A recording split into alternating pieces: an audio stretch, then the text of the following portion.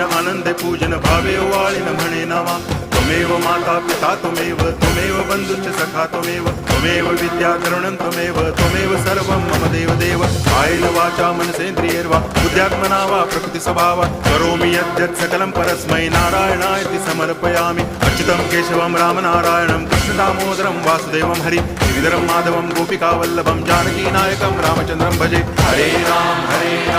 Ram Ram